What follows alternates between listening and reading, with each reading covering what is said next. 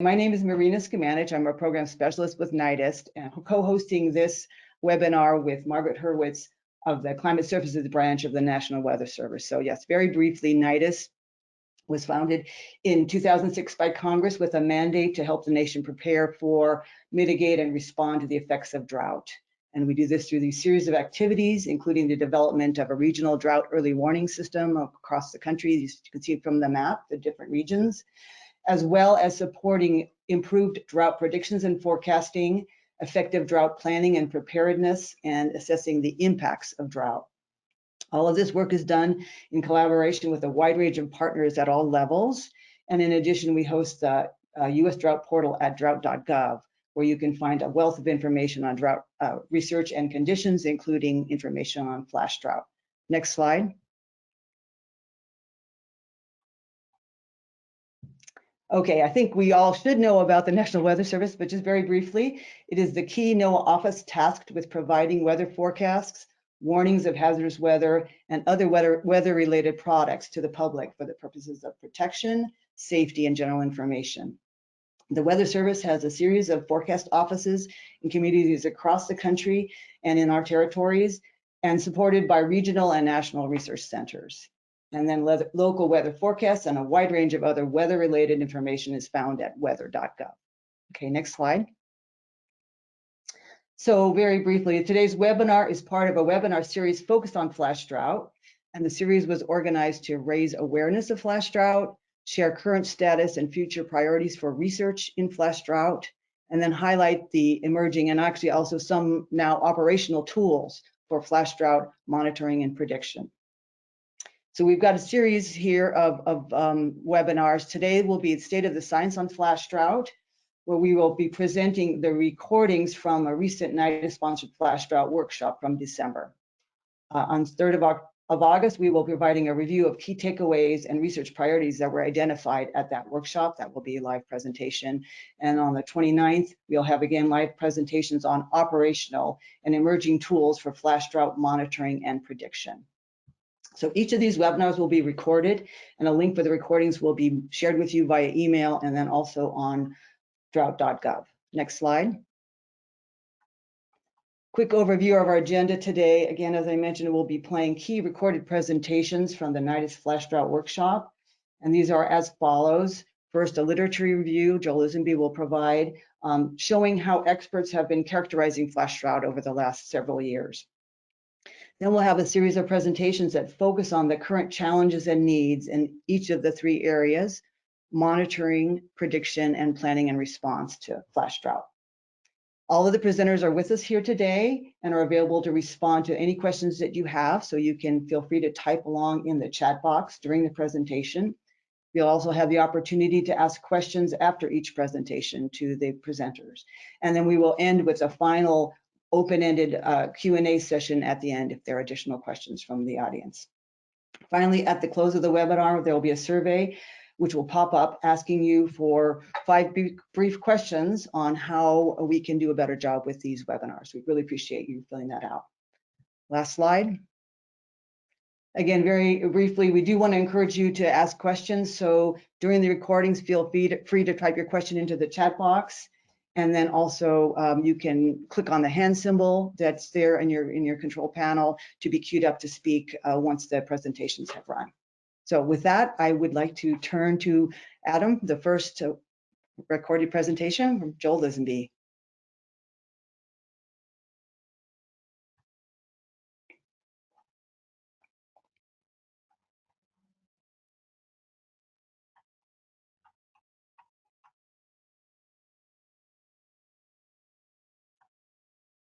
Hold on, I'm getting this up.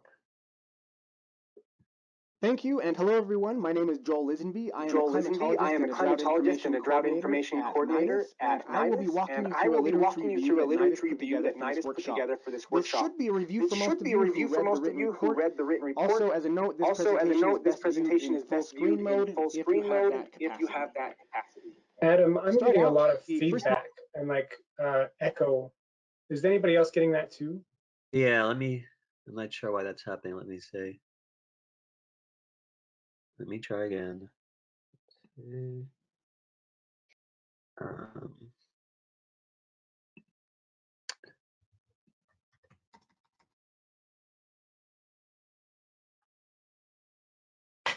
Apologies, folks. Thank you, and hello everyone. My name is Joel Lisenby. I am a climatologist and a drought information coordinator at NIDIS, and I will be walking you through a literature review that NIDIS put together for this workshop. This should be a review for most of you who read the written report. Also, as a note, this presentation is best viewed in full screen mode if you have that capacity. To start out, the first mention of flash drought in my literature search. In August 1999, R. Shostak authored a piece for EOS Transactions magazine in which prominent physical scientists were interviewed about drought. Shostak points to the slow onset of drought compared to the more dramatic and sudden weather events and states, highlighted here. Droughts receive less attention because they are slow-moving disasters. There is no such thing as a flash drought, for instance. It was only 3.5 years later that the term flash drought began showing up in the published literature. The first mention of the term chronologically showed up in Peters et al., January 2002, a paper on the derivation and utility of the Standardized Vegetation Index, SVI. The term showed up again in Svoboda et al. 2002 paper on the US Drought Monitor. I would like to note here that Mark Svoboda was a co-author on the Peters paper, so there is a link there. The Peters paper has been referenced twice in relation to the use of the term flash drought. First by Twidwell et al. 2014 in the Journal of Applied Vegetation Sciences, a paper about drought-induced woody plant mortality. And then again by Lee et al. In their 2015 paper in Aeolian Research titled Cause of Wind Erosion in the Dust Bowl. And that's looking at the southern Great Plains of the North America during the 1930s, in which they claim the Dust Bowl may have initiated as what is now called a flash drought, referencing Peters et al. 2002, that persisted and intensified. The Svoboda paper has been referenced much more, with special attention to these 4 papers, which will be referenced in more detail shortly. The Svoboda paper gave a general description of flash drought, shown here on the left. It mentions a heat wave and short-term dryness that leads to a rapid onset of drought with impacts. The 4 subsequent references from the Svoboda paper each describe flash drought just a little differently. One paper describes it as a short-term drought, while 3 describe it as a rapid onset drought. One of these papers was a literature review by Otkin et al. 2018. In this paper, Otkin took a hard line that flash drought should be distinguished from other drought by its unusually rapid rate of intensification. This paper has been referenced many times, not always by papers describing flash drought as a rapid onset event. Sine et al. 2008, colored green here, is unique among the flash drought references. This was given as a talk at the 22nd Conference on Hydrology on 20th of January 2008 in New Orleans. They said, and I quote, "Flash drought is considered to be a short-term yet severe event characterized by moisture deficits and abnormally high temperatures," close quote. I would usually not consider this to be a key reference, but Sine et al. Was subsequently referenced by Hunt et al. 2009 and Mosny et al. 2012, which was then referenced by Otkin et al. 2013. In total, 16 papers provided a general description of flash drought. Many of these described flash drought as either a rapid onset drought or a drought that began as a rapid reduction in rainfall or soil moisture.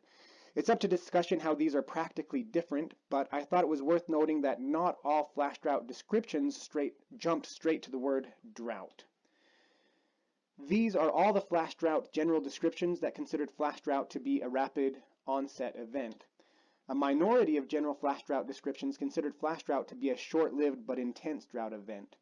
These were Sine et al. 2008, which I've already mentioned, Hunt et al. 2014, and Zhang et al. 2020.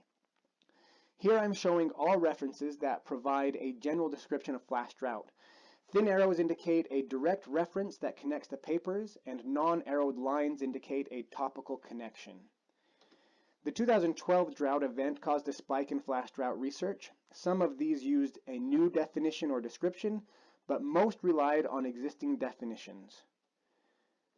11 Papers in our review define flash drought by its rate of onset or intensification that are tied to specific thresholds or various indicators. The first of these was Anderson et al. 2013. For sake of time, I will assume that these definitions have been read before today's workshop. And also, before today's workshop, I asked you to provide your professional opinions of these definitions. And I received feedback from many of you, and I will be touching on some of your comments as I go along. For Anderson et al., the pros of this definition that you mentioned are that it uses variables that represent the physical impacts of drought. In this case, it's ET and soil moisture. By standardizing the anomalies, this allows you to account for seasonal differences. However, one of the cons that was mentioned, in fact, the only con that was mentioned here, is that changes of greater than 1.5 standard deviation over a 4-week period are too steep. Ford and Lavoisier 2017 was adopted by 3 subsequent papers. They defined flash drought as when the soil moisture percentile at a station declines from at or above the 40th percentile to at or below the 20th percentile in 4 pentads or less.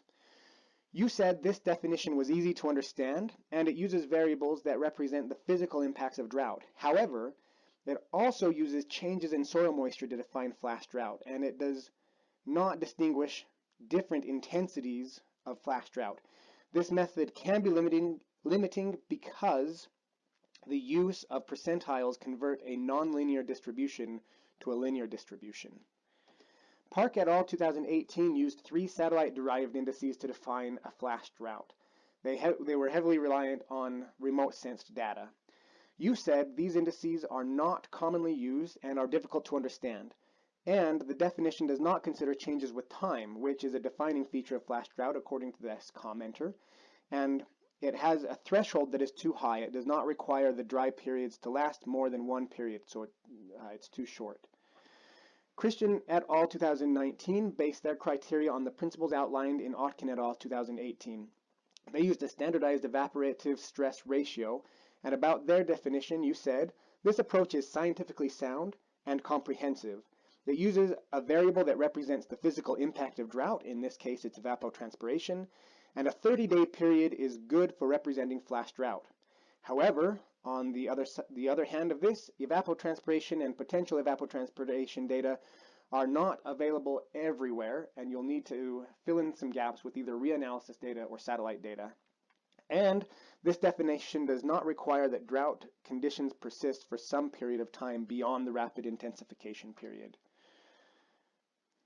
Noguera et al. 2020 used 3 examinations of the SPEI, and for this definition, you said this definition includes both drivers, the SPI, and impacts, evapotranspiration. However, it also does not require that drought conditions persist beyond the rapid intensification period.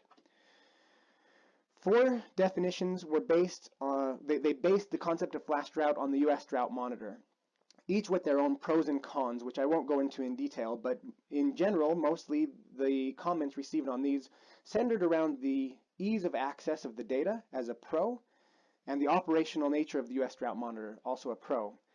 However, there were questions about the period of time that should be considered to define a flash drought. Of the 4 papers listed here, each used different periods to define a flash drought. One of these US Drought Monitor definitions came from the Pendergrass et al. 2020 paper, which also provided a second definition based on the Evaporative Demand Drought Index. This paper and these 2 proposed definitions were developed by the attendees of the Aspen Global Change Institute workshop, so AGCI, Aspen Global Change Institute workshop, that took place in September 2018. There were a lot of comments on this particular definition, which I do not have time to go into. Instead, I'm going to jump straight to an analysis that was done by Mike Hobbins, who's attending today. On the left is a count of flash drought events based on the US Drought Monitor definition, which is a 2-category increase over 2 weeks and sustained for a further 2 weeks. On the right is a count of flash drought events based on the EDDI definition, which is a 50% increase over 2 weeks, sustained for a further 2 weeks. These are plotted using the same scale and counted over the same period. The takeaway here is that the two definitions proposed at the AGCI workshop and published in the Pendergrass et al. 2020 paper capture different events altogether. Here, the orange circles represent flash drought definitions that consider flash drought to be a short-lived but intense drought event. Most of these papers also acknowledged rapid onset of drought as a key characteristic. The first of these was Hunt et al. 2009. In fact, this was the first paper to use measurable criteria to identify flash drought at all. But notwithstanding that, the most referenced of these was Moe and Lettenmeyer 2015 and 2016. Moe and Lettenmeyer provided two flash drought definitions. One is a heat wave flash drought and the other is a precipitation deficit flash drought. Both of these require a flash drought to include a heat wave, which by nature of the phenomena does not persist for more than a few weeks. 6 papers began from the Moe and Lettenmeyer definitions and then made some adaptations in their own definitions. Of these, of the thoughts submitted on about this type of flash drought definition, there were only criticisms, including these. 1. The method identified events that are too short to be a drought. Next, the soil moisture threshold of 40% is too high.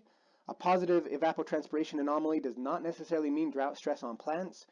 The precipitation and evapotranspiration thresholds are too modest to ensure that meaningful impacts are occurring.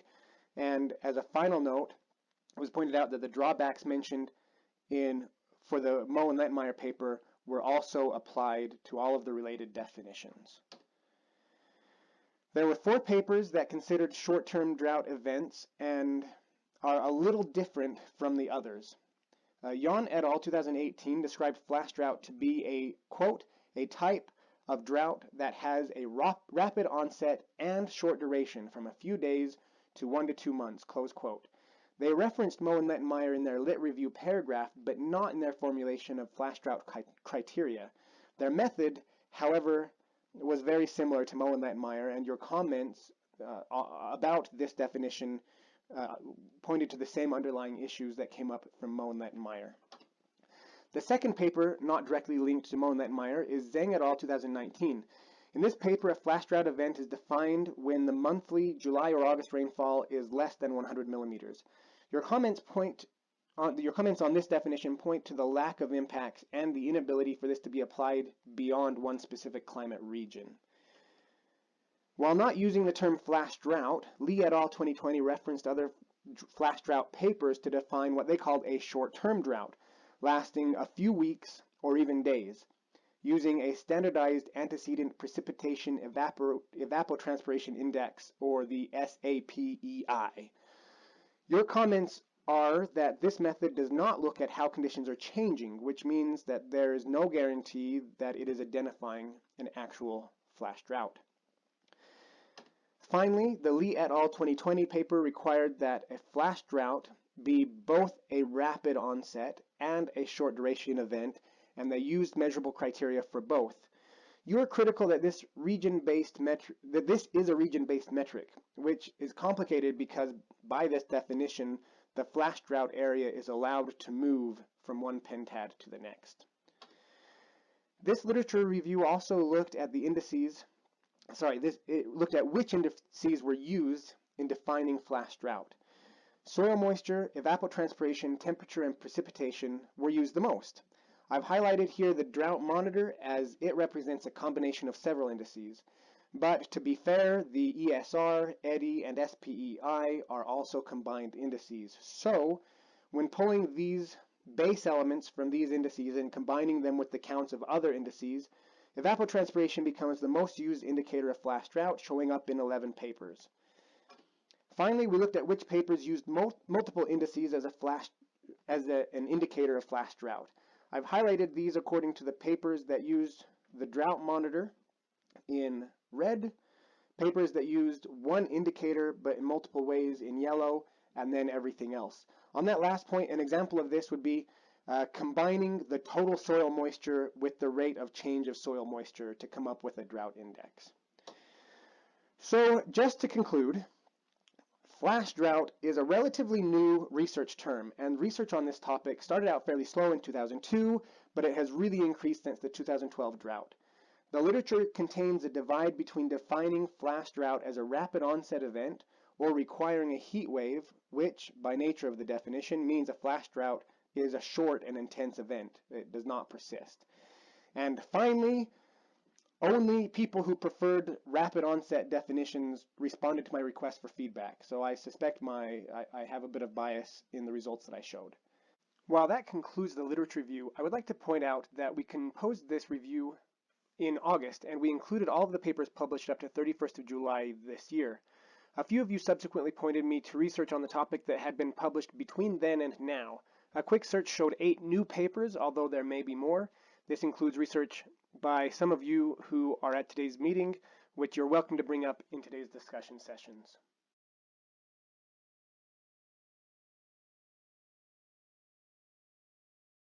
Okay, well, I think that's the end of that recording. I'd like to invite Joel to turn on his camera and perhaps say a few words, Joel, to elaborate on your presentation now that 6 months or even more maybe has gone by since the literature review. Sure. Thanks, Marina, and hello, everyone. I just popped into the chat box a link to the paper that we published from this literature review. You may have picked up from the way I was talking in that presentation. So the presentation was in December. I had given, we sent this literature review out to the attendees ahead of time, and I asked for feedback about what do you think about these different definitions. And I got quite a lot of feedback, but as I mentioned, mostly from people who who thought of flash drought mostly as a rapid onset or intensification event. You can read that literature review on your own now if you would like. I've posted that link there. I also would like to thank the co-authors, Molly and Marina, to helping make that literature review happen. I'm not sure if I have much more to add in terms of context of that presentation. But I am happy if anybody wants to ask some questions about it. I'm happy to take a couple of questions. Also, I noticed in the questions box that there are a few people who weren't getting audio from that presentation. There is a link to these presentations on YouTube, and I might pop some of those links into the chat box too, just maybe as the next presenters are going, so that if you can see these presentations but you can't hear it, that's pretty frustrating. Maybe you can watch them maybe in a separate window while we're going through these. So I'll work on that right now.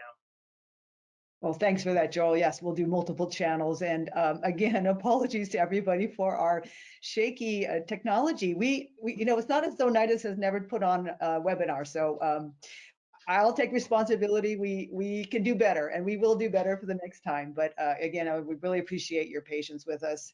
And so do want to ask people to ask questions if you'd like. I did ask for people to use the chat box, but I'm noticing there is another feature in GoToMeeting, which is called the questions, and many of you are using that instead. So really either of those channels to ask a question is fine. But I also want to say, I noticed, Julie Elliott, you have your hand raised, and I don't know if that was you're intending to ask a question. I'm going to assume you are. I'm going to unmute you. Oops. Did you just take your hand down? Looks like she might have just taken her hand down. So do we have any other questions for Joel? Again, either in the chat box or in the question box. So I just popped the YouTube link into the chat box for those of you that were looking for that. I see a few people in the question box asking for that. Okay, and we just did get a question from Vivian. Will NIDIS come up with an official definition of flash drought? So I don't think we will, and I don't think that there's really a need for an official definition. There's a few layers to this. So first of all, there already is an official, I guess you could call it an official definition on the AMS glossary, and I think that that's something that that Jason Otkin and Mark Svoboda might have put together. I could be wrong about that. It's essentially a general description of flash drought as being a rapid onset, or I think it's a rapid intensification event that leads to drought impacts. What we were really looking for was, how are people what are the criteria people are using to measure that? And where you have a general definition in place or a general concept of what it is, then different researchers can propose different mathematical criteria to measure when a flash drought is in place or not, and then just check if that criteria matches against the general concept that we have of flash drought. Where that's getting a little bit prickly is in that there are kind of two camps of flash drought definitions right now, and that is the rapid onset and intensification camp. And there are also quite a few papers that are still looking at this, at the very short-lived but intense drought event as a flash drought. And so, notwithstanding that definition in the AMS glossary, there are still these other papers coming up which are still valid and are still looking at very similar events when a very hot and dry weather pattern comes through and you see very rapid onset of drought events, but then in some cases they move on or they pass fairly quickly. So for example, the Moe and Lettmeyer definitions that required a heat wave to be in place for a flash drought, well, that's essentially the same idea as a rapid onset of a drought, but by nature of a heat wave, it doesn't persist. So when that moves on, it moves on too. So that's fairly a long answer to no, there probably won't be one hard and fast official definition aside from what's already been out there. But it's really good to know how people are using this concept of flash drought and how it's showing up in the literature and where there are similarities and where there are differences. One thing that we called for, that the authors of this literature review called for at the end of our paper, is that whenever the term flash drought is used in the literature, that the authors are explicitly clear about what they mean by that term so that there's not any ambiguity to it. Okay, Joel, we also did ask if you had a preferred flash drought definition, and a couple more questions that I think maybe we'll go ahead and answer that one. If I have a preferred one, or if we NIDIS have a preferred one yet. If NIDIS has a preferred one. Well, I don't think we really talked about that within NIDIS, about which we prefer. Right. I don't think so. I think the main characteristics that we identified, and again, some of this will come out in our next webinar, is just the importance of being oriented towards region and season, because flash drought can show impacts in different ways in different regions and seasons. So our interest would be in a definition that accommodates that breadth. And as you said, not the one size fits all. One of the things I've been looking at recently is, could this concept of a flash drought, does it apply differently in the tropics as it does at higher latitudes? And I think that just because of questions like that, then there will be different definitions that will apply to different times and places. As I'm talking, I'm very bad at multitasking, so I haven't looked if there were other questions that have Right. So there's another question. Has anyone incorporated water use demand into flash drought definitions? So in my search of the literature up to July of last year, I did not come across any definitions that looked at water use or water demand in terms of that definition. There may have been something published within the last year that I haven't picked up on, though. Okay, there are a couple more questions, Joel. I will put them in the chat box for you if you can't see the question box.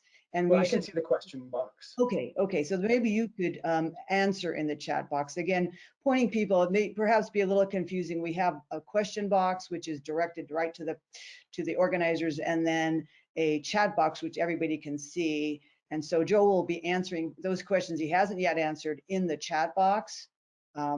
And please let us know if that's not clear, but I think we should probably turn to our next presentation so we can make our way through this. So Adam, if you can queue up that next presentation. Jason Otkin and Mark Svoboda.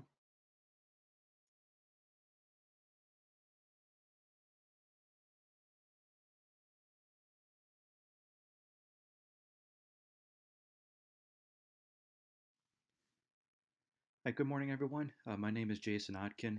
I'm a research scientist at the University of Wisconsin-Madison. My co-author on this presentation is Mark Svoboda. He's the director of the National Drought Mitigation Center. In this talk, we're going to provide an overview of some of the tools that have been used to monitor flash drought and describe some of the strengths and weaknesses. This will then lead to a list of challenges, gaps, and needs that have to be addressed in order to effectively monitor flash drought across the United States.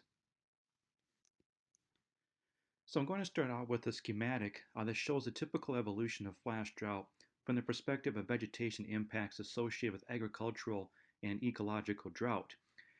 To capture the evolution of this type of flash drought, it's necessary to use a multivariate monitoring framework that includes a set of variables depicting anomalies in precipitation, evaporative demand, soil moisture, evapotranspiration, and vegetation health. The schematic shows how a multi-week period of elevated atmospheric demand, along with below normal precipitation, can lead to a series of cascading impacts at the land surface. Now, during the onset phase of a flash drought, soil moisture deficits tend to develop in the topsoil layer first and then penetrate deeper into the soil column. Vegetation can greatly accelerate the depletion of root zone soil moisture due to enhanced evapotranspiration, or ET. Now, though ET may initially increase in response to the elevated evaporative demand, the vegetation will curtail its water usage as soil moisture continues to decrease, and this can then lead to a rapid decrease in ET. Now, once drought conditions become severe, visible signs of moisture stress, such as yellow or curled leaves, can become apparent in the vegetation. And a final point I want to make here is that this sequence of events has to happen rapidly for it to be considered a flash drought event. So to illustrate the importance of using multiple variables for flash drought monitoring, I'm now going to spend a few minutes providing an overview of some of the strengths and weaknesses of different classes of tools that have been used to monitor flash drought events. The first one I'm going to discuss is precipitation. Now, an obvious strength of precipitation-based indices is that precipitation deficits are important drivers of drought. They are also easy to understand and easy to compute. Now, as for weaknesses, you do need to have a long data record of at least several decades in order to obtain reliable results. This becomes especially true for flash drought, where rainfall deficits occurring over only a few weeks can be very important drivers of flash drought. Now, other weaknesses are that precipitation indices do not account for changes in evaporative demand, and any impacts on the land surface can only be inferred. So then there are other indices that depict anomalies in atmospheric evaporative demand, which is another important driver of flash drought development. Evaporative demand is also relatively easy to compute. This can be done using either in situ observations or output from land surface models and reanalysis datasets. Now, like precipitation-based indices, however, there are several notable weaknesses when using indices that are based only on evaporative demand. Now, two of the most important weaknesses are that such indices do not account for precipitation, and they do not provide direct evidence of impacts at the land surface. For example, it's very common for periods of elevated evaporative demand across the eastern United States to actually have increased rainfall because the hotter weather leads to more thunderstorms. Now, this means that indices that look only at evaporative demand can actually have extensive areas of false alarm because the elevated evaporative demand may also be accompanied by heavier rainfall.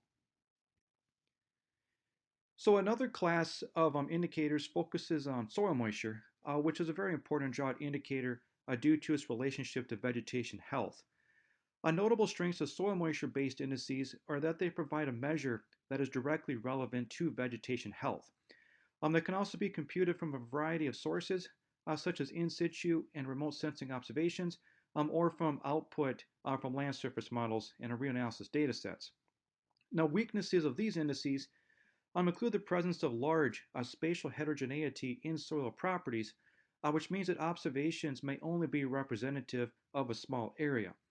They also require detailed knowledge about soil types in order to compute the field capacity and wilting point, which are necessary in order to determine if drought conditions are actually occurring. Now, lastly, in situ sensors can be difficult to install. Land surface models can be biased, and satellite retrievals are only sensitive to the uppermost few centimeters of the soil profile. Now, despite these weaknesses, soil moisture is very important for drought monitoring applications. Okay, so the final class of physical indicators I'm going to discuss are those that depict changes in evapotranspiration or in the ratio of the actual to potential ET. A notable strengths of ET-based indicators are that they are a direct measure of vegetation health, with below normal ET strongly correlated to poor vegetation health and to reduced crop yields. ET-based indicators will also respond quickly to rapidly changing conditions and can be computed using remote sensing observations or output from model reanalyses and land surface models. ET-based indicators also have several weaknesses. For example, current versions of satellite-based ET datasets are only available in clear sky areas, which can delay their responsiveness during flash drought. A modeled ET can be heavily parameterized and biased, and in situ flux tower measurements of ET are very limited. Now, despite these limitations, ET-based indicators are very important because they provide direct evidence of drought impacts at the land surface. Now, as such, they have been used pretty extensively. They've been used in many flash drought studies during the past decade. Now, before moving on to discuss some of the challenges and gaps in existing flash drought monitoring methods, I also want to discuss the U.S. Drought Monitor.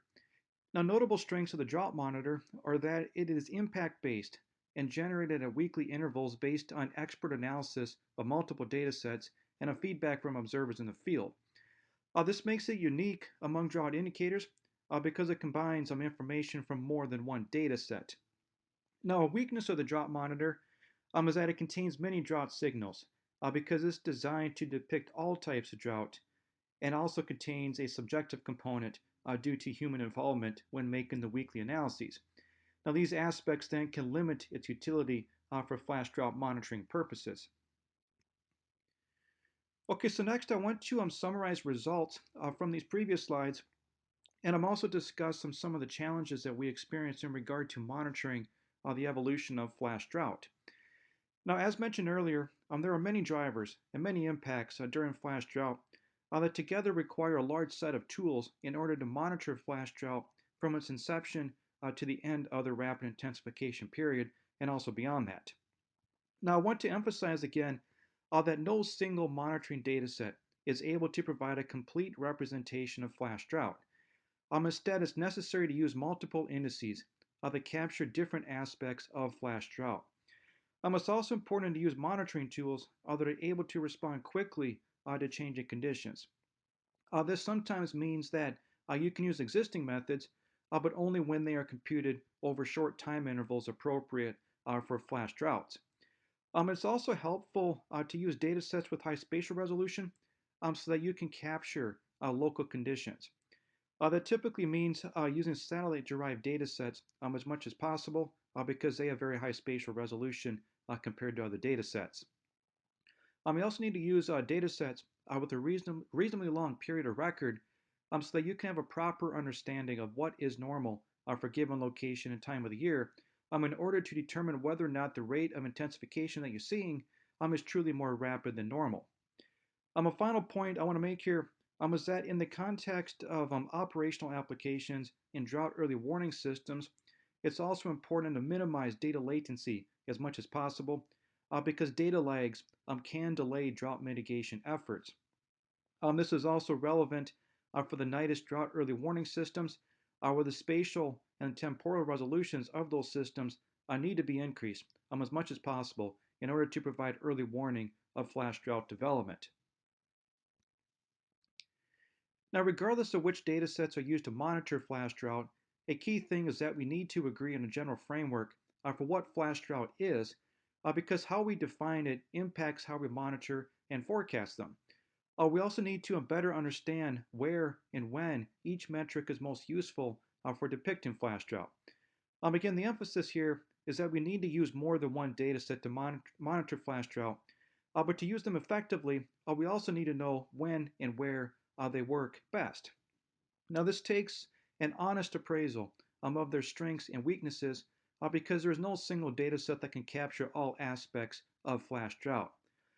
For example, atmospheric drivers such as precipitation and evaporative demand don't provide any direct evidence about impacts, which are key for drought, but they can provide very useful early warning.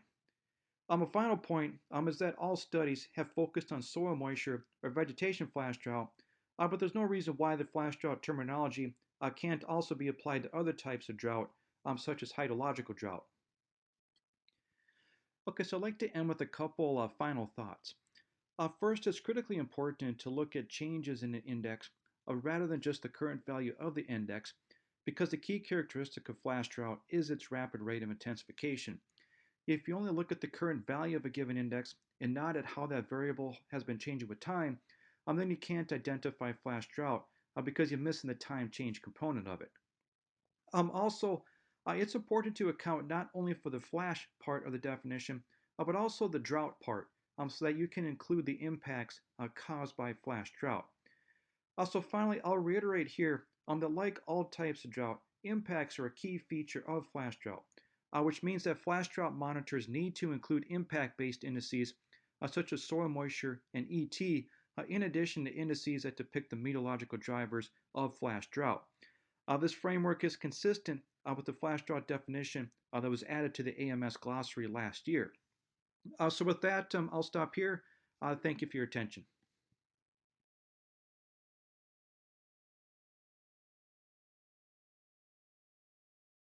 Okay, Jason, I don't know if Jason is on yes, you are here with us, Jason. Okay, Jason and Mark Svoboda, if I would like to invite you to turn on your cameras. And yeah, let us know if you have some additional thoughts after the recording today that you'd want to add relative to monitoring gaps and needs and opportunities.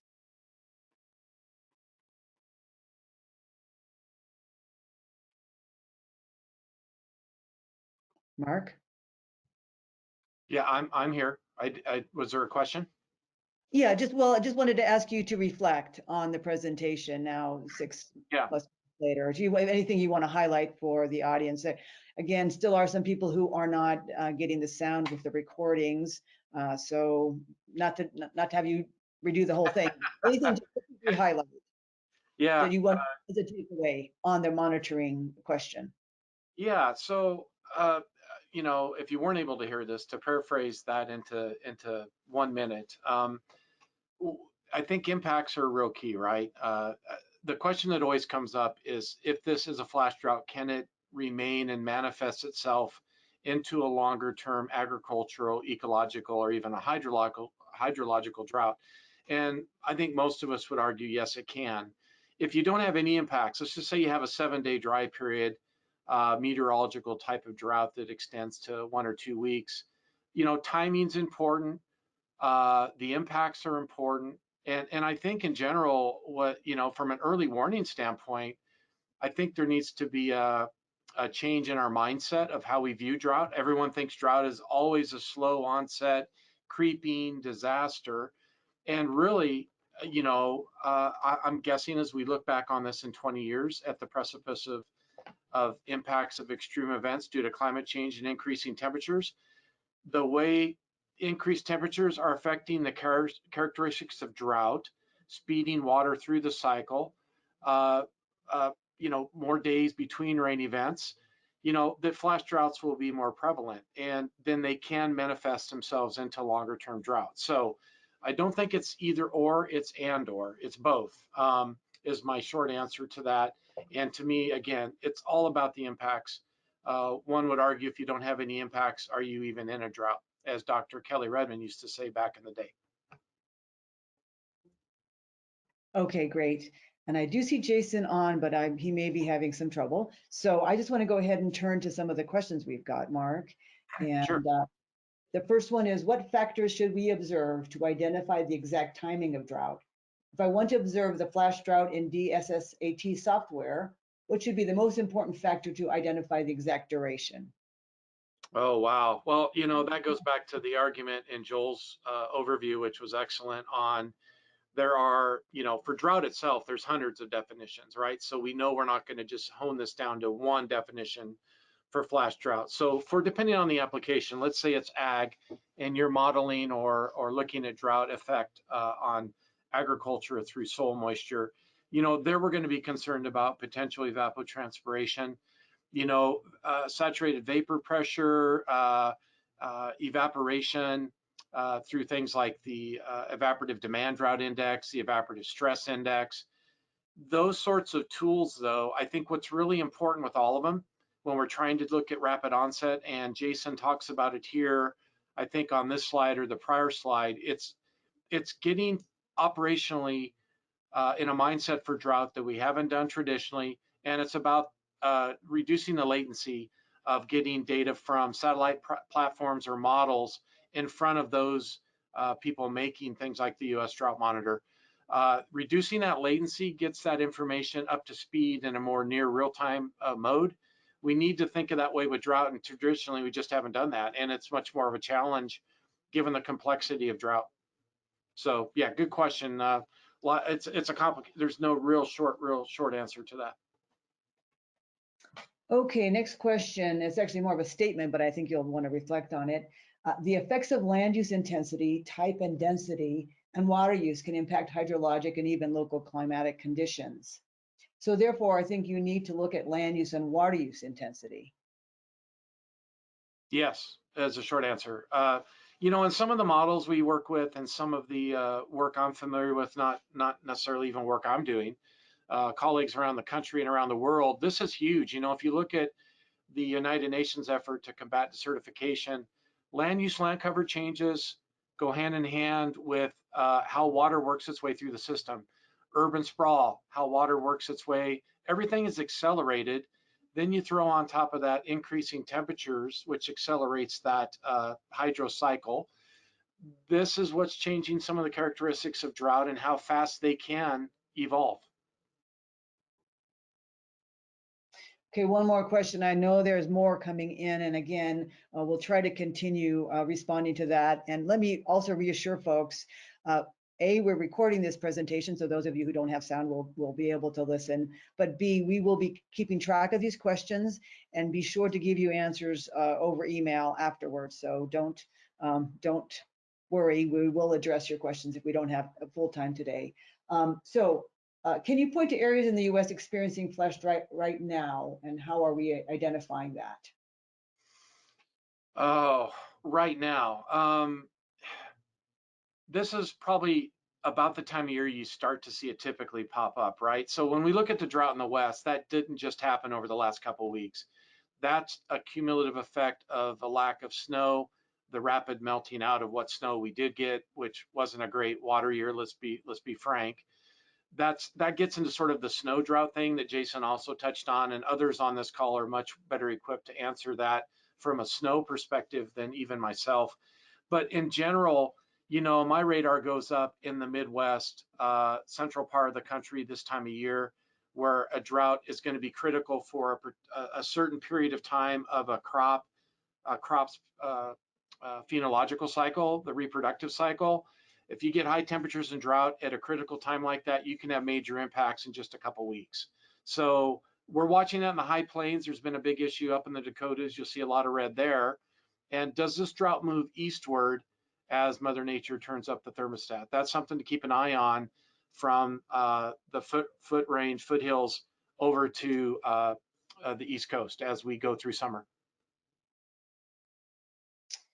Okay, great. Again, there are a few more questions, and I'll be popping them in the chat box so you can see them, Mark, and perhaps give an answer as we're going along, but we'll keep track of those questions. So I think we do need to move on to the next recording. So Adam, if you could queue up the presentation on flash drought prediction, challenges and needs.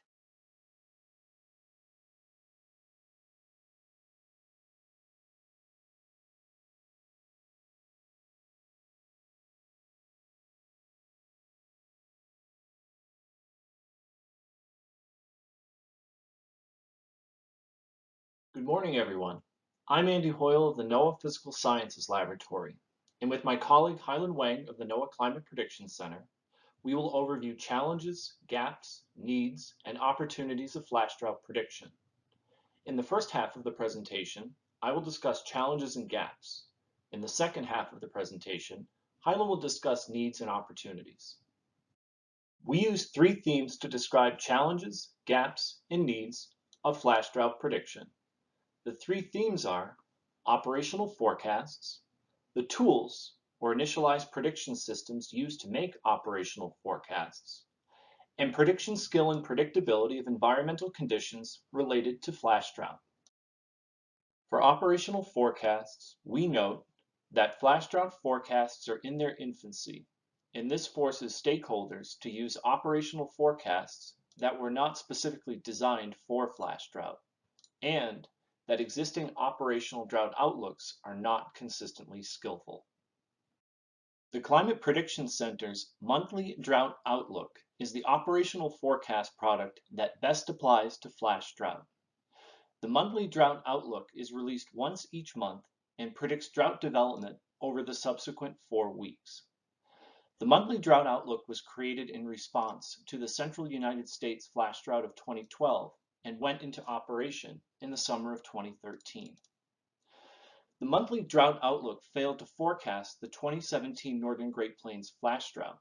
We illustrate this point using the latest U.S. Drought Monitor release in May, June, and July of 2017, and the monthly drought outlook valid at those times.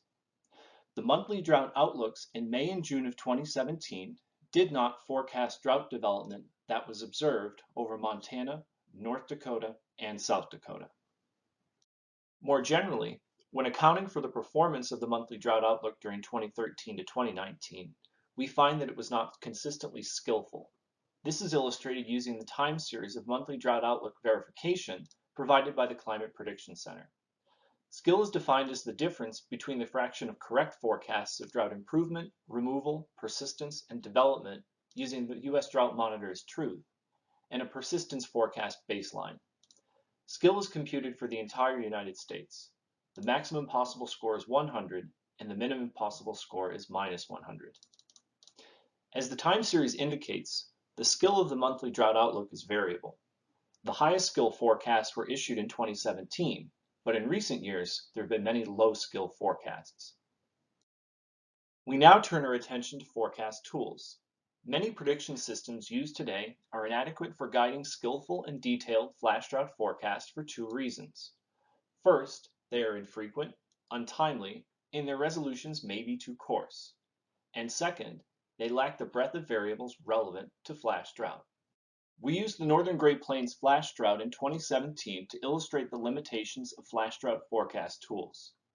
The left-hand portion of the slide describes the rapid onset of the drought at Glasgow in northeastern Montana in May, June, and July of 2017. Soil moisture percentiles from the UCLA Surface Water Monitor, shown in the top row, indicates a standardized soil moisture decline from the 70th percentile to the 10th percentile between mid-May and mid-June.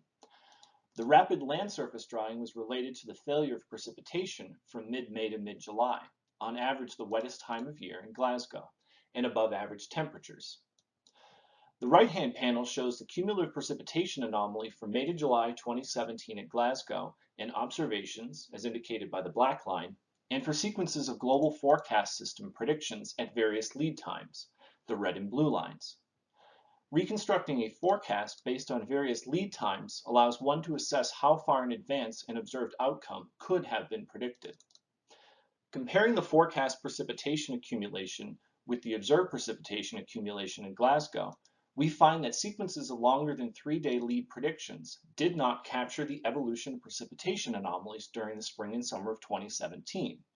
This result, along with predictions from the North American Multi-Model Ensemble made in advance of the season, strongly suggests that this drought was unpredictable in the generation of models available in 2017. The forecasting community has more tools than ever before, but despite consistent improvements to established efforts like the North American Multi-Model Ensemble, in the emergence of new programs like the Subseasonal Experiment, also known as SubX, the tools remain inadequate for flash drought prediction. We use Table 1 from the publication describing SubX by Pigeon and colleagues to illustrate this point.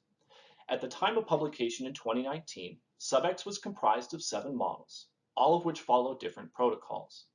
Predictions were made available for each model on different days of the week, and the forecast ensemble size for each model was different. Moreover, all forecast data was available at common horizontal resolutions, which may be too coarse for flash drought predictions. Finally, we turn our attention to prediction skill and predictability. Currently, there are only a few known sources of predictability. These sources include Rossby waves in the atmosphere that originate from distant locations and the initial state of the land surface. Also, models are imperfect and many lack skill, and the multifaceted nature of flash drought requires that many variables, and not just a single variable, be forecast accurately. In a perfect world, every drought has a systematic cause that can be predicted, but in reality, we know of just a few systematic causes, and we have found that only a few models can predict them. Also, the same source of predictability may not apply to each and every drought, so we are constantly searching for new sources of predictability that we may be able to leverage for the skillful prediction of future flash droughts.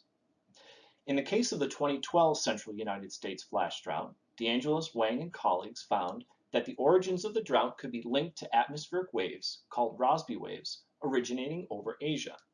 But they also found that few models participating in SubX could forecast this phenomenon.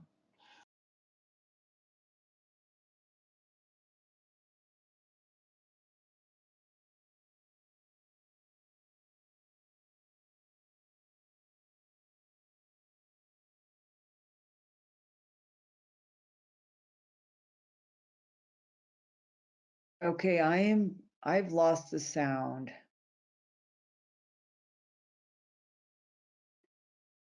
And sounds like others have as well. Adam, I don't know if you. Yeah, it seems that that's the video that. Let me check real quick.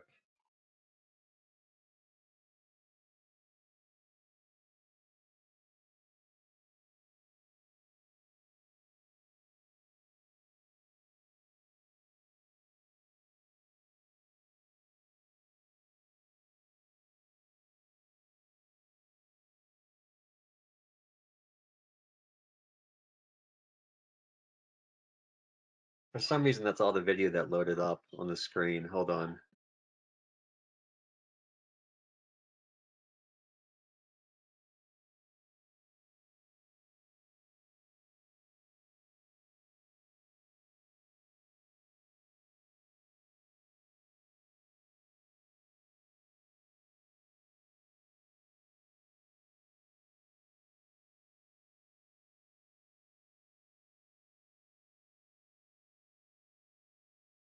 Right.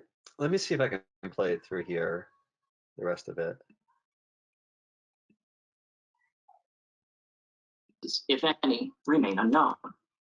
My colleague Hailan Wang will now present on the needs and opportunities of flash drought prediction. This is Hailan Wang from NOAA Climate Prediction Center. We will next discuss the needs and opportunities of flash drought prediction. We will use the same three themes as those for challenges and gaps: operational forecasts, forecast tools, and prediction skill and predictability. For operational forecasts, the indices for flash drought are preferably integrative in order to characterize flash drought as a multivariate and multifaceted phenomena. The indices should use the same as those in the monitoring community for consistency. The flash drought forecast should be probabilistic in order to incorporate the effect of the chaotic nature of the Earth system, particularly that of the atmosphere. The Adam, approximation of flash drought forecast is also essential for Yes, I'm not addressing user needs, we're not getting the video now. We've got the audio. facilitating No. their decision making. All right, let me check one thing here. And maybe try that, but Hailan, not to put you on the spot, and I know you may not exactly remember your slides and no reason to expect that, but perhaps if Adam's having too much trouble, you could just share again, sort of reflect on some of the points that you raised with your part of the presentation. Let me try it right now, Making. and then let me know. The Let's see if it forecasts works. need to be issued frequently, ranging from daily to weekly, in order to capture flash drought as a rapid evolving phenomena. The flash drought forecasts need to be aligned with impacts when possible. Examples of these impacts include those on agriculture, such as soil moisture, evapotranspiration, and vegetation health. Adam, it is not working. Is an operation. Okay. So shall we invite Helen to come on screen and, sorry to put you on the spot, Helen, but reflect on the prediction. Yeah, this is Helen. I think probably works better just just listen to the audio. I can provide some reflection, but it has been quite well. Let me see. Okay. Well, Adam, then perhaps go back to the audio.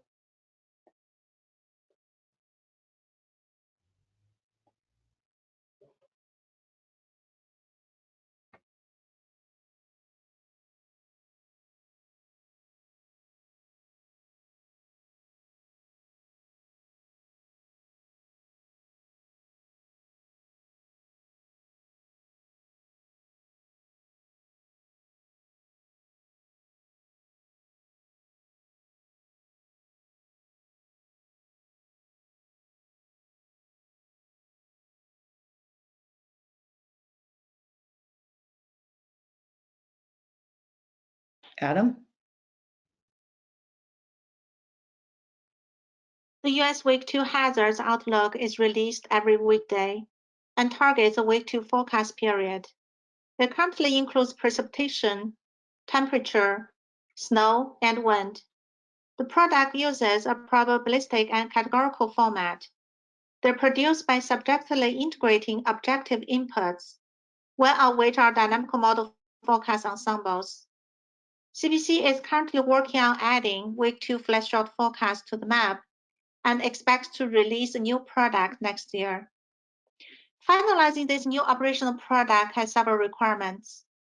They include discussions with both CBC Drought Outlook and US Hazards Outlook forecasters, coordination with the NWS Regional Operational Center staff, climate service program managers from that region, and when and where available, contacts from CBC's core deep relationship partners, such as USDA. Next, we turn our attention to forecast tools. As Andy has pointed out, many of the current prediction systems are inadequate for guiding skillful and detailed flash drought forecasts. The forecasts they produce are infrequent, untimely, of coarse resolution, and lack the variables that are necessary to produce flash drought forecasts. Therefore, dynamical model forecasts need to use improved protocols. Our recommendations include consistent initialization dates, more frequent forecasts, higher spatial resolution, make more variables available in the forecast output, produce more ensemble members. The production of multi-model-based operational forecasts also requires statistical post-processing to improve the skill and probability of the dynamical forecast. This includes bias correction, calibration, and consolidation. Further, multiple land surface models are required to produce high-resolution hydrological forecasts. These land surface models will be forced with the bias-corrected and calibrated meteorological forecasts. In addition, statistical prediction models should also be considered. They can potentially add skill for regions and seasons that dynamical models show little prediction skill for flash drought. They can also help assess flash drought predictability. Finally, we turn our attention to prediction skill and predictability. Exploratory research is required to identify new sources of flash drought predictability. For those identified predictability sources, research is required to assess how well these sources and their effect on flash drought involvement are represented in current and future generations of forecast models.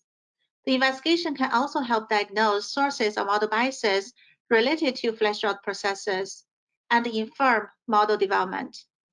In addition, climate has been changing. It is necessary to perform research to better understand the effect of climate variability and change on flash drought prediction. Considering the data and tools that are used to produce flash drought forecasts, the dynamical models and forecast systems need to be further improved by reducing model biases and developing more advanced forecast strategies. Flash drought forecasts should also leverage advancements made in monitoring, particularly for early warning indicators, such as changes in evapotranspiration. Lastly, flash drought prediction should incorporate developments in statistical models by, for example, taking advantage of recent advancement in machine learning approaches. These statistical models can potentially complement dynamical models and add skills for regions and seasons that dynamical forecasts are of limited value. This ends our presentation on flash drought prediction. Thanks for listening.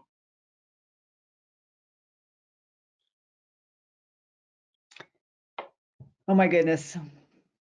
I'm not sure what next is going to happen next, but I hope you're all smiling right now like I am, because we can only laugh at this and take responsibility and do our apologies. But okay, thank you, Hailan and Andy, for coming on.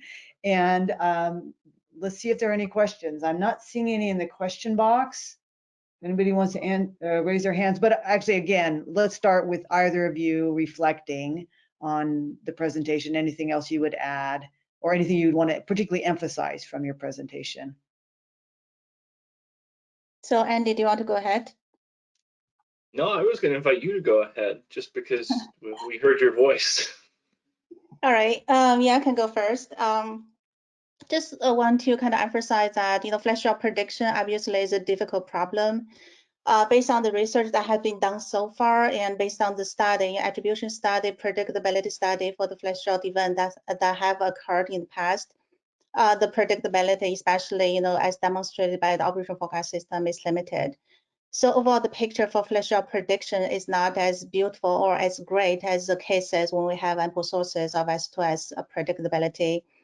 But my recommendation is that we shouldn't be intimidated or too intimidated or too discouraged by what we have found so far. There are still a lot to explore, and also in terms of flash drought predictability, there's no one-size-fits-all conclusion because the flash drought predictability varies with region, season, specific event, and also indicator, and also the processes, the exact processes that occur during the flash drought are still not very well understood, including and also their predictability. And also our study of the flash drought predictability and prediction is not only driven by the fact that they're scientifically interesting, they're equally importantly or more importantly, they're driven by user needs, because it's pretty well known that flash drought has substantial impact on agriculture and economy. So from user perspective, it is important for us to produce study flash drought prediction and produce flash drought outlook in order to better address user needs, so they can provide the forecast information ahead of time, so they can prepare for and also mitigate the impact of the drought. And another update I want to provide is that since last year's flash drought workshop, there have been development at CBC and NIDIS. So there's an interest and also plan to work together and develop these operational flash drought outlooks, which can be objective and probabilistic, going to consist of dynamical and statistical components. Basically, as we work on this, we're going to leverage advancement made by the community on science, including the flash drought predictability science, and also flash drought monitoring science. For example, if there are new flash drought indices, to be developed that can better characterize or describe the flash drought, and if there are new indicators, especially can provide the early warning value, and also new flash drought monitoring science that can perform flash drought blends, because from user perspective, they may be interested just take a look at the flash drought prediction for one single map instead of the flash drought prediction for each of the flash drought indices.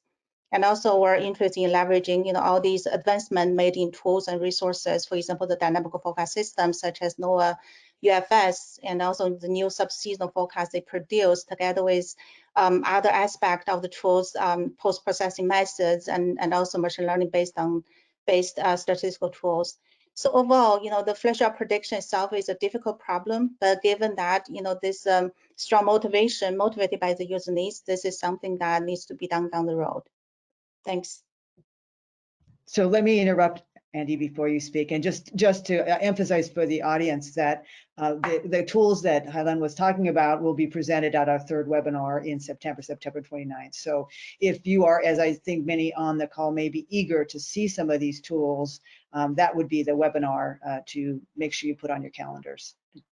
But again, Andy, go ahead quickly, and then just very briefly, because we've got our third or our last presentation, we're running out of time. no surprise. Yeah, that what Highland said was perfect, and I don't have too much to add. But this is an empirical science, and there are few events from which we have to draw. So there's a lot of learning that has to do about the nature of flash drought and rapid onset drought. I don't think it's as dour of a picture as we may have presented it in our presentation. That was just kind of the state of the prediction of past events. But our empirical science will push forward, and there's a lot for us to learn. Right, and that is actually part of the reason we convened that workshop, and our NIDIS and other parts of NOAA and other organizations focused on this, so we can actually make that progress that we know needs to be made to make the difference. Okay, well, thank you both. I don't see any questions coming in specifically for you, and we are running short on time, so I'd like to ask Adam to go ahead and queue up our last presentation, and fingers crossed, video and audio will work, and we'll go from there.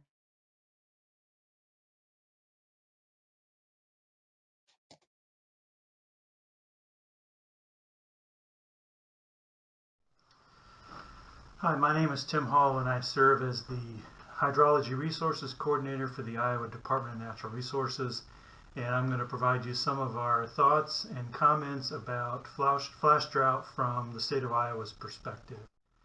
We in the DNR, as just a quick introduction, we provide services both on the conservation and recreation side and the environmental side for the DNR. In our state, those two agencies are one and the same. We have an environmental services division, which does air quality, land quality, water quality, all of the permitting and compliance, along with conservation and recreation that does hunting and fishing and forestry and state parks. So we're all in one agency together, and those different staff can come together when dealing with drought issues. Just a little introduction, Iowa DNR drought work. In 2011 and into 2012, we started to discuss the drought that seemed to be looming. And as a result of that, we had a lot of multi-agency and multidiscipline discussions.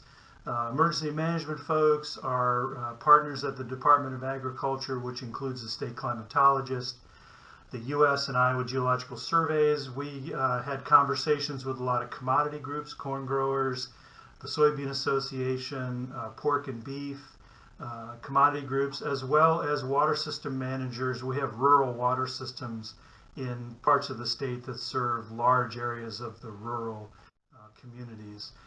We looked at those meetings as important because they laid the groundwork for long-term collaboration between partners. When we got to the point after 2012 when we needed to have discussions about drought, we had some pre-established relationships that we could build off of, and expanded the understanding of a lot of state partners related to drought issues, and also led to the development of what we call the Water Summary Update, which is a monthly publication. And I'm going to share a little bit about that because it impacts how we communicate drought issues in the state. We did build some long-term collaboration through our meetings, though. We got hydrologists, geologists, we got agronomy folks, crop folks, policy staff within the governor's office and other agencies talking about drought and drought issues. We also were able to make inroads in establishing relationships with other state and local and federal agencies, a lot of our university partners, and also some state legislative officials and staff, which again is useful when you're trying to build on some long-term working relationships. We also expanded what we understood about drought. We had a lot of program staff. They were able to cross-train on drought issues, so some of our water supply people that were less familiar with drought and drought-related issues were able to learn quite a bit. We've had formal presentations over the past any number of years from the National Drought Mitigation Center folks who've been kind enough to come over to Des Moines from Lincoln. U.S. Geological Survey and National Weather Service folks have come and made presentations to the DNR staff. We've been involved in a lot of university studies related to drought and water resources. We've been able to build some knowledge base in other state agencies as well. And it's also provided us an opportunity to get acclimated, pardon the pun, to climate and weather data from other agencies that normally we don't touch. So it's been good in that regard to make us better understanding of drought issues. We developed a water summary update.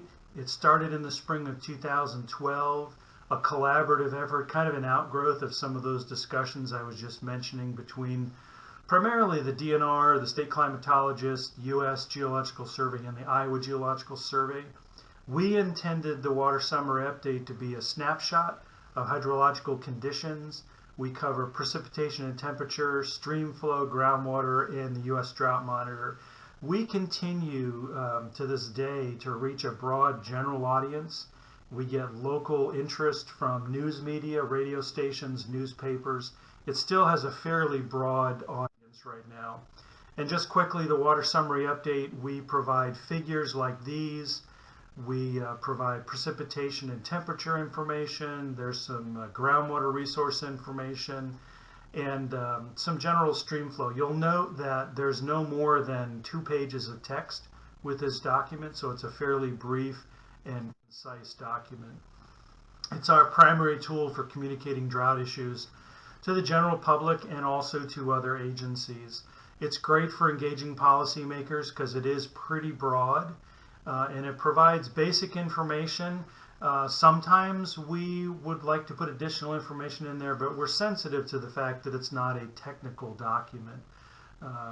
And we have so far not focused really any attention on flash drought. We've just been dealing with drought in its general sense. So why is this important to us? Well, the 2019 to 2020 flip-flop helps to point out the need for attention to some of these flash drought issues. This is a figure that shows basically the early part of 2019, January through October, the first 10 months of the year. And you'll see that this part of all the state, and particularly this part of the state, we're in the top 10 wettest years in 2019. This is the exact same area in time, but just advanced 1 year. This is January to October 2020.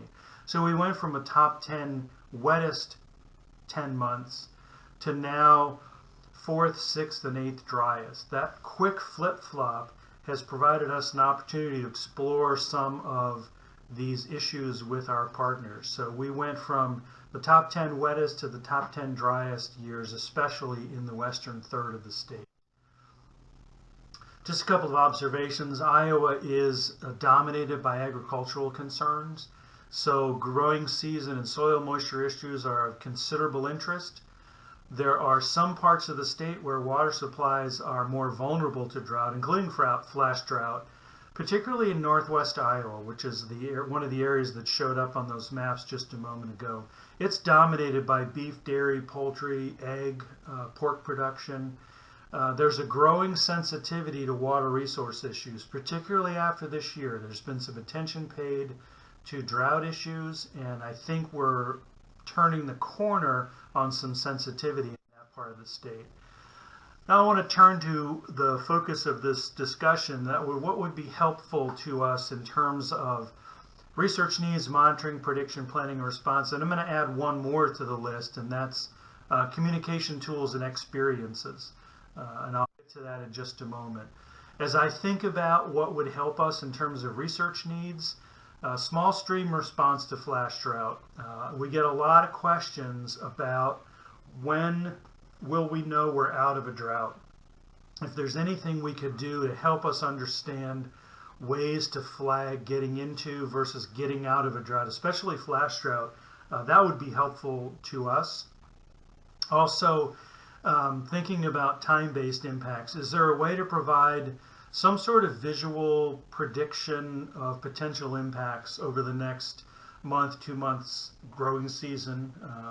And in a flash drought, is there a way that we can help to communicate the short-term impacts or potential impacts of drought conditions? In terms of monitoring, we always would welcome more soil moisture data. We're starting to develop a system of soil moisture gauges in the state, but it's still challenging to pull moisture out of those.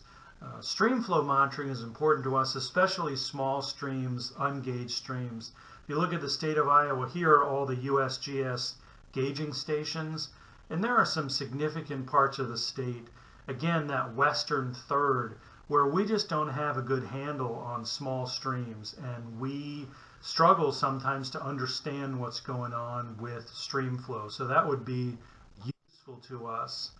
In terms of the prediction side, are there statewide triggers that can help us know if we're in a flash drought or we're moving into a flash drought? I realize flash drought by its definition happens quickly, but is there a way that we can get a better handle on whether we are moving into a flash drought? And then is there a way that we can divide impact sectors? The Department of Agriculture looks at agricultural impacts. We tend to look at water supply impacts. Is there a way that we can develop predictions and projections specific to those sectors? Planning and response. We are starting discussions in the state of Iowa to develop a statewide drought preparedness plan.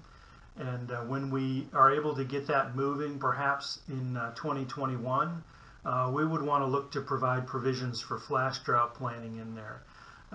Continued assessment of the results of the 2020 drought conditions would be helpful as we develop and find data and information to help us understand exactly what the impacts were. Response to drought needs need to be continually assessed. We need to stay on top of the response numbers and data and information. And there's always the need to balance statewide efforts with local or industry segment-led efforts. We at the DNR tend to be more of a facilitator of information that we try to get disseminated to local or industry folks on drought issues. This is the one that I added to the list back on the earlier slide. Communication tools or experiences. Much of the DNR's role has been to sort of review and assess the technical issues, the technical data that's out there, find the information that is important, and then figure out how to communicate that information to a fairly broad audience. Our target audience is not technical. We do reach some industry and technical people, but our role is more to pull the technical information in, package it up, and figure out how we can disseminate it to commodity groups, water system operators, county emergency managers, local politicians, local news media. Early on in the water summary update, there was a discussion about whether we should make it a technical document or a general outreach document, and we went down the road of general outreach. So what I am getting at here is that the ability to tap into what other folks have done for communication tools and experiences would be helpful to us. How have other folks been able to communicate flash drought issues to a broad audience? And anything we could do in that regard would help us practice this principle of R&D, which I call a rip-off and duplication. I would love to take ideas that work in other places and bring them over to the state of Iowa and figure out how we can duplicate them in how we function in our efforts. So communication tools, what works well, what experiences have worked well. If we could learn the things that have not worked well for communication issues, that would help us also to not repeat the errors of other folks. With that, that's just sort of my brief overview, hopefully hitting the points that folks would be interested in. This is my contact information if you want to give me a call or drop me an email. If you want to look at the water summary updates, you can go to iowadnr.gov, and there's a little search box and type in water summary update, and you can access all of the water summary updates. I think we're on number 112, so you can go back and see the history of how that's developed over time. But that's what I wanted to present, and I will be happy to answer questions or help provide clarification. Thank you. Okay, well, we are actually right at the bottom of the hour, but Tim, let me invite you on. Obviously, folks, if you need to drop off, you should. We'll just go on just a few moments.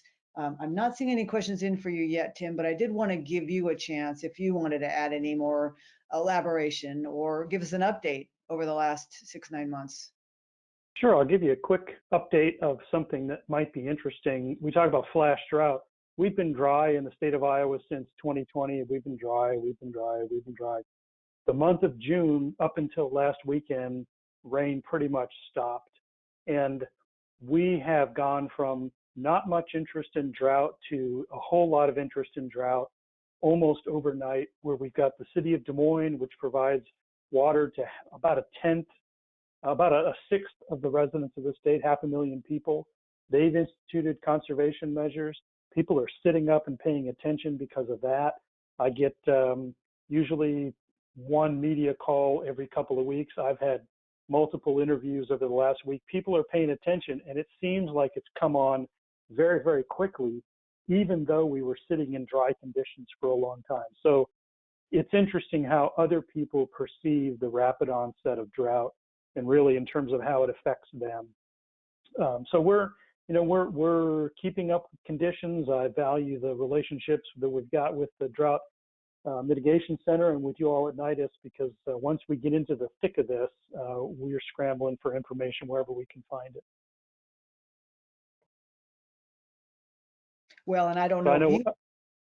I know we're up against time, so go right ahead and I was going to jump just on chip it. in by saying I don't know if you've signed up yet, but I do think that you and others in your position might be very interested in that presentation in September, starting to look at the operational as well as emerging tools, because we realize it's great to do analysis and research and kind of understand this interesting weird kind of drought, but the point is to make a difference in the world and help you guys help others. Yeah. So. Well, thank you, everybody. We're going to call this delightful webinar to a close. I do hope those of you that have soldiered on with us, that it was of value to you. We did record it, and actually, again, these presentations have also been pre-recorded, and so they are available on our website. We have all of your emails. We'll make sure to send out all this information to you, so that for the things you missed today, you'll have a chance to follow up on your own. And we've learned some lessons today. So please do not hesitate to join us for the next two webinars. We guarantee we'll have some kind of different technical difficulties. But anyway, thank you very much for your time. Really appreciate it. And we will see you hopefully the next webinar. Thanks. Bye.